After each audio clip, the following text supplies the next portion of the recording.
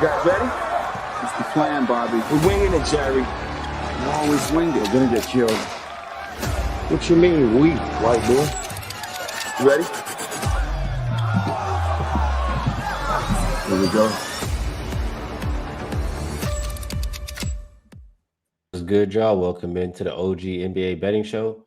Got Wham Bam and Babano with me. Dutch said back with this motherfucker. I can't blame him, man. These 3-game slate is not the best, and yesterday was not the best.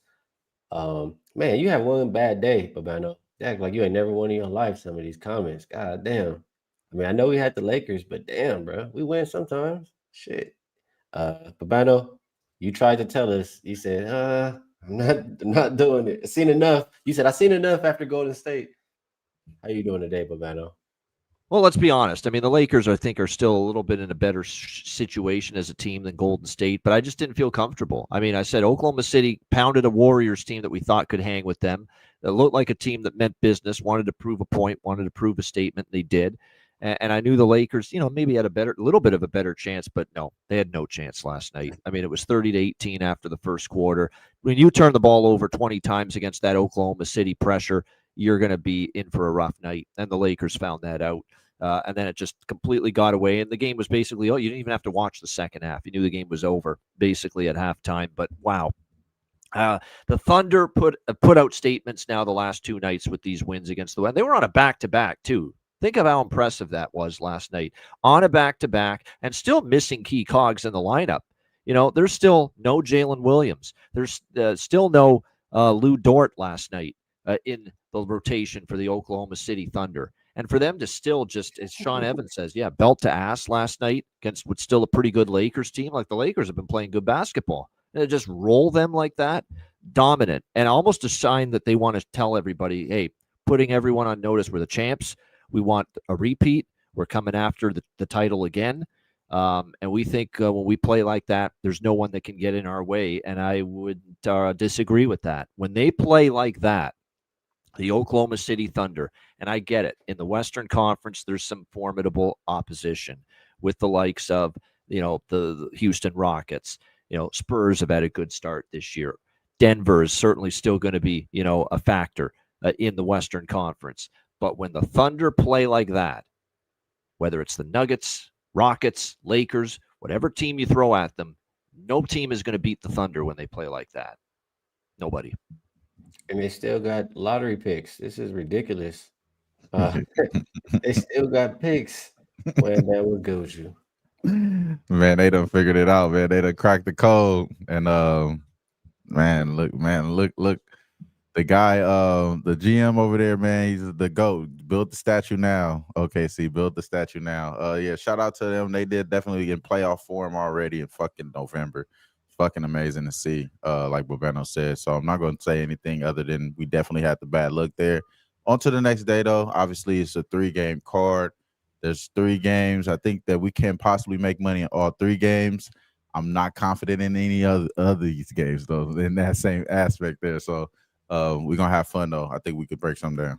I want to throw up before we turn to yesterday, too. Best bet hit yesterday. Happy to see that. Washington, Houston flew way over the total, so nice to hit the best bet. And I got to say this. There was some ugly performances, and none uglier than Sacramento. And I had to bring up Doug Christie, who just went off after the game on the Sacramento Kings, saying, you're not representing this franchise properly.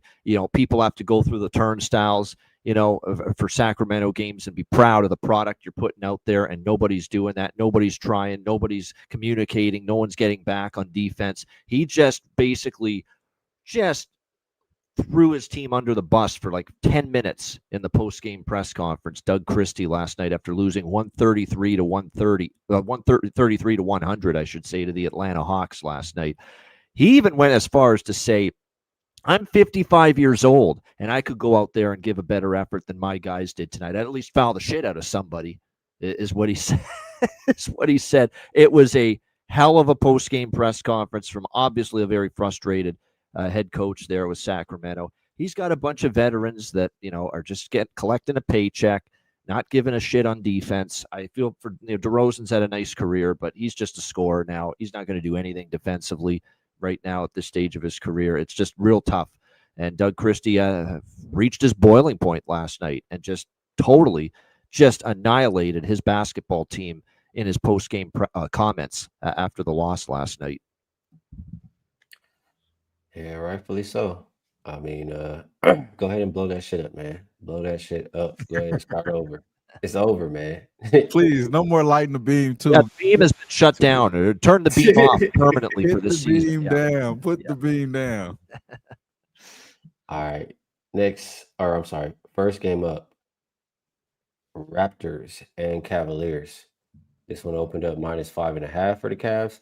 It has moved to 7.5. Total has gone up as well, 235.5 to 238.5. Mamu is questionable. CMB is questionable. Abaji's out for the Raptors. For the Cavs, a couple of these main guys sat yesterday. Today, they'll be without Lonzo, Garland, Strus, and Tyson.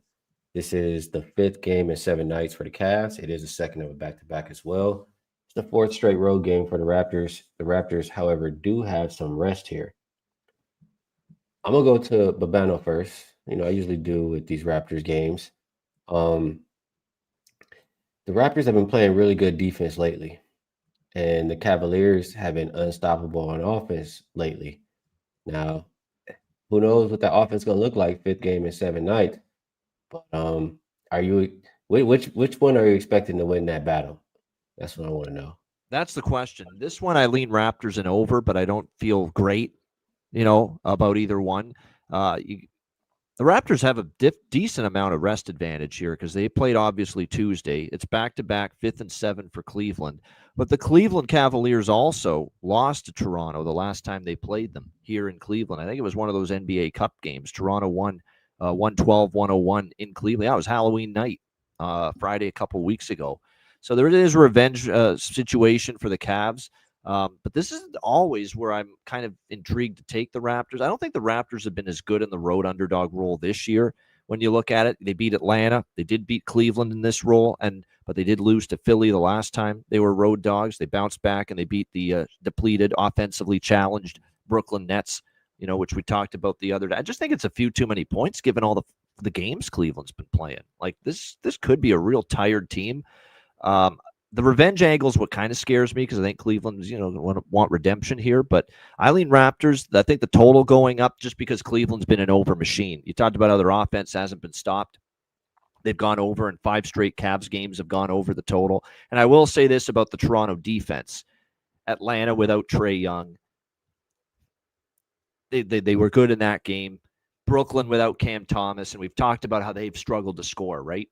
And Toronto shut them down, but no Cam Thomas, and they've been struggling to score. No Trae Young for Atlanta. Toronto shut them down, but they played Philly as well, and they gave up 130 points, Toronto, to the Philadelphia 76ers. So this is that's why I think the Cleveland offense could win that battle tonight against the Toronto defense. As great as the Raptors defensively have been, you have to factor in Atlanta with no Trae, Brooklyn, who stink offensively now with no Cam Thomas.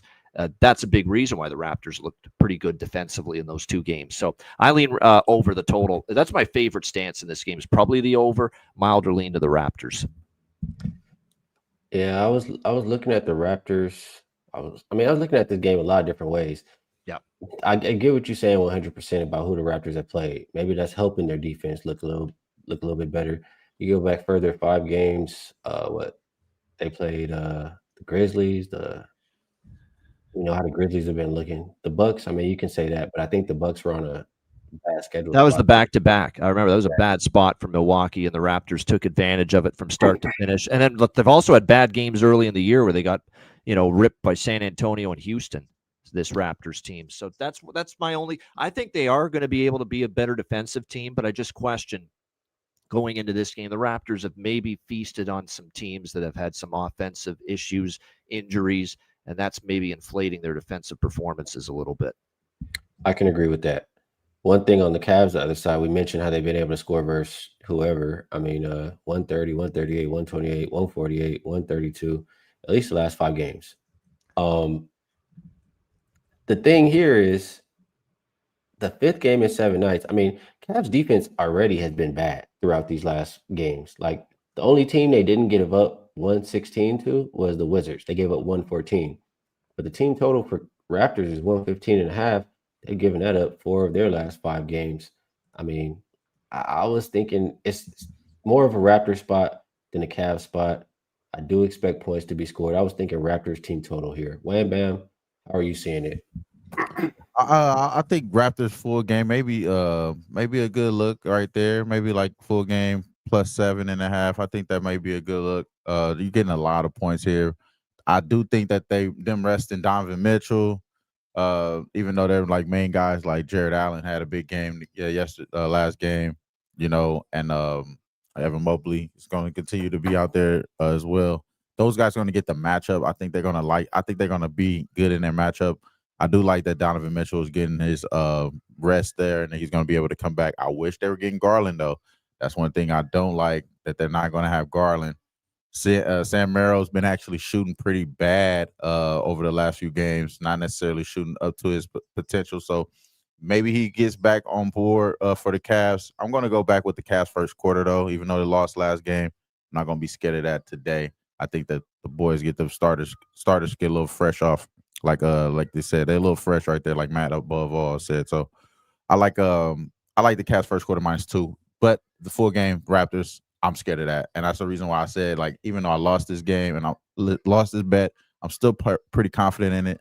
I'm still not as confident in this card. So, you know what I'm saying? This is one of those games that I think I'm a little bit more at ease with the first quarter, just because I've been cashing with it already. So first quarter is where I'm at with it. But other than that, it's kind of like I don't like that Garland's not I don't like Garland not in there, and I don't like that Lonzo Ball not in there. So the ball distribution is kind of going to be a little sketchy. Hey, we got people in here who be at my spot, man. Who these usernames? I know the usernames for being here, but I'm not putting them in the faces for that I'm seeing over there. So y'all sneaky, man. I gotta watch y'all over there. I pay for parking. It's some bullshit though. I'll be finessing though if you see me.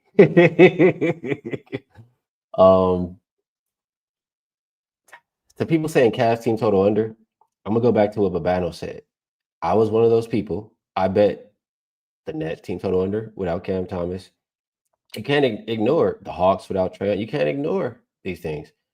Now you could say today, there's no Garland, there's no Lonzo, and it's the 5th game in 7 nights. You could absolutely say that. But I think more than anything, I think their defense continues to look bad. So that's how we're seeing this one. You know me, when I start seeing streaks, I ride them. And I had Cleveland over in both games against Miami. Both of them cashed. They're at 5 straight overs. And yeah, I like that most of all in this game. All right, next game up, we're going Hawks and Jazz. Open up -1 for the Hawks. Looks like 2.5. Total hasn't really moved. As far as the injury report, Derisic out, Porzingis out, Trae Young out for Utah. We have Niang, Hendricks, and Anderson all out. This is the 5th game in 7 nights for the Hawks. Second of a back-to-back for them as well. Jazz have been playing a little bit 3rd and 4th, but they do have a little bit of rest coming into this one. And it's the 5th game in 7 nights going into elevation here. The Jazz, this has been their role. At home, they've been killing it. They're averaging like 133 per game, and they're 5-0 ATS. I think this is a terrible spot for the Hawks. I can only look towards the Jazz plus the 2.5 here. Well, anything on Jazz and Hawks? Yeah, I think we got the Jazz today. We got the Jazz because I ain't no way I'm fading these boys. In the first half, that firm 4-1 ATS, they haven't lost in the first and at home yet. So far, I'm not about to jump in front of this, man. And I think Ace Bailey just came off of one of his breakout games. I'm not about to touch these boys, man. And they starting to click, starting to get together, starting to look like a team that can actually go out there and score on anybody every night. I know the Hawks play great defense. This is a good situation for them to display their great defense because this team in the Jazz, like we're saying, they're at home. This is a great spot for them. This is going to be one of those games where, as a Hawk team, without Trae Young, you come in here and you pretty much put them pause on these boys. We're going to really put a lot of respect on the Hawks going forward, for sure, in this situation. Like you said, they're coming in elevation. This is a tough task. That's the reason why I do kind of want to fuck with them. You know what I'm saying? Because it's like, do you trust a team that's been showing you little things here and there? And is that going to translate into this particular spot? And this is one of those games where you kind of like, this is where you kind of be fucking around gambling here, and you kind of like take the Hawks. But I think the Jazz is obviously on paper, everything they're showing us. Obviously, Lord Marketing is going to score on these boys. I don't fear him going up against Porzingis. So yeah, he's going to be able to get every bucket he wants. So yeah, it's hard to go up against the Jazz here. I actually want to talk to you guys about it because like I said, I do like the Hawks full game here. I think they display that great defense. They kind of come here, be greatly coached, and show some type of resiliency and beat these and put the pause on the Hawks. On the Jazz.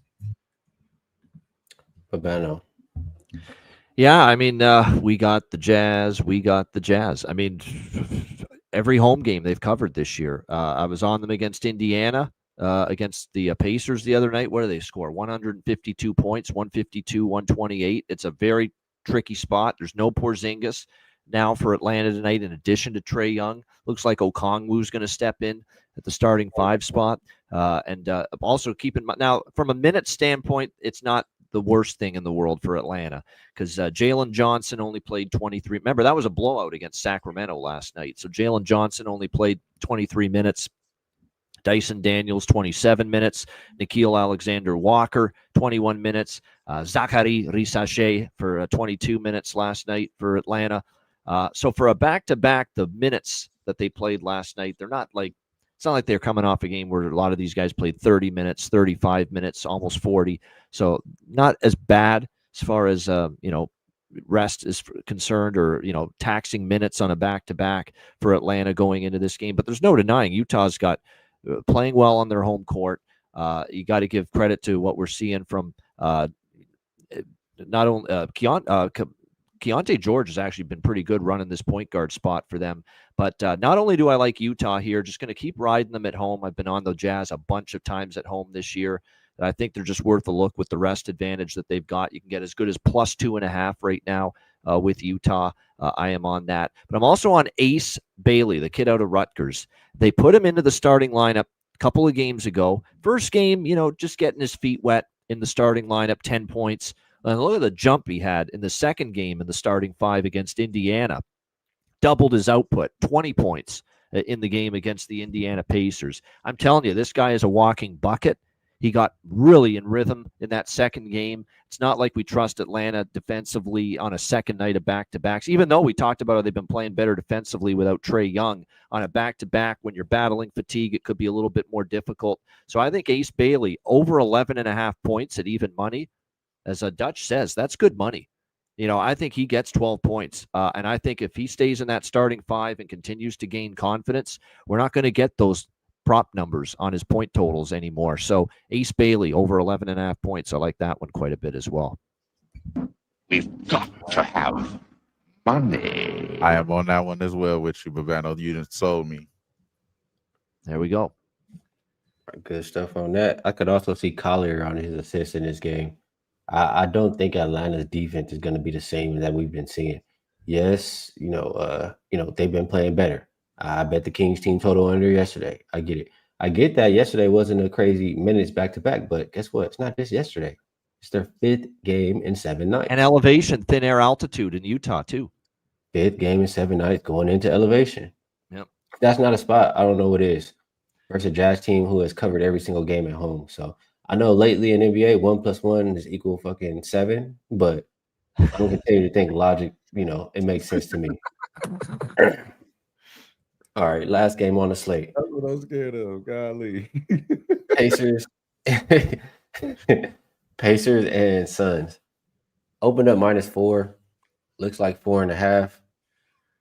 Total came down from 234.5 as low as 232.5 as far as who's available or who's out. Toppin, Mathurin, Martin, Jones, Jackson, Furphy, all out for this Pacers team. For the Suns, no Jalen Green and no Mark Williams. So for this one, both teams have been playing a lot of games. It's a back-to-back for the Suns. It's the 4th and 6th nights for each team.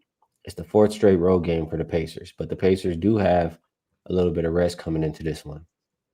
We did see TJ in that last game. He didn't play the second half, but we saw the Pacers playing a little bit faster like we used to seeing them play? Was that the Jazz at home pushing them, or was it just the Pacers?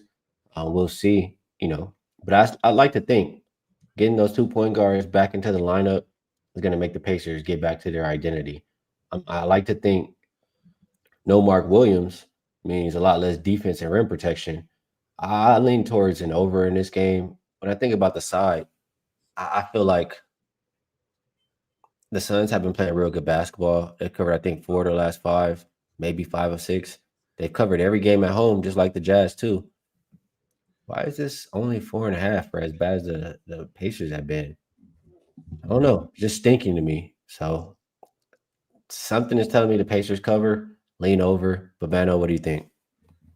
That might be true, but I'm on the Suns here just because, look, I've had this is another team. You mentioned Utah and their success at home, and I've been taking Utah a lot at home. You can say the same thing about Phoenix. I've been on Phoenix a few times here at home. And, until the Pacers, show me an ability to step up and win a basketball game and be competitive, because their last 4 losses have been blowout double-digit losses, and all but one of their last, 6 losses have been double-digit losses. I'm okay taking Phoenix -4, 4.5 here, laying the small number with the Suns, even on a back-to-back for Phoenix, and with Indiana with a slight rest advantage. So, like I said, I don't argue with your over. I think everything you said about it makes sense. We talk about this with various players when they're off the floor. It's quicker pace and less defense. We've said that for years about Anthony Davis. You could say the same thing probably for Phoenix without Mark Williams. That's a rim protector. It's a guy, you sometimes run offense through, so it can slow down pace when he's out there on the court. Now you're going to see this Phoenix team, it looks like, go with a little bit of a smaller lineup: Booker, Allen, Brooks, O'Neal, and Richards, with no Williams, less defense, maybe a little bit of a quicker pace. And there's no doubt for the Indiana Pacers, their offense, and maybe Rick Carlisle said, let's back it up a little bit here as far as, our offense, because of everybody that we've been missing so far this season. But now Andrew Nembhard moving back into the starting point guard spot after getting his feet wet the last 3 games. That's going to be a positive, now that he'll be running that spot again for the Indiana Pacers from the point. So I think that's going to help. And like I said, lead maybe to a little bit more efficiency at the offensive end for Indiana. So the over makes sense to me, over 234. I don't argue with that. But I'm on Phoenix again. I know it's a back-to-back, but they've been just a machine at home. We'll lay the 4 with Phoenix. Go ahead, Wemba. Yeah, this is the game I'm actually the most confident in, and I think it's kind of writings on the wall. Phoenix hasn't lost in this situation at home in the first half, 6-0, ATS. I'm going to go ahead and lock in with Phoenix, bro. Phoenix first half is the way I'm going to go here. Over the last 5 first halves for this team, for this Indiana team, they're 1-4 in that spot. And I think that it's going to be hard for them to be able to figure it out. As much as the line does look kind of trappy, I will agree with you, Skee, on that. I just feel like it's hard to trust the damn Phoenix Suns still, even though they have been playing really well. And like you said, without Mark Williams and all that, it's kind of, he's been playing really well too. Like, you know what I'm saying? They've been able to fill a need at that spot since they haven't been able to fill for a long time, since early Aiden days. So it seemed real good, a fit for him right there. So I like this Phoenix team. Obviously, I wish he was there in the game, but first half is where I'm going to go and lock in with them. I think you could get 2.5 still instead of getting those 3s that I'm seeing pop up. So first half with the Suns, I like that.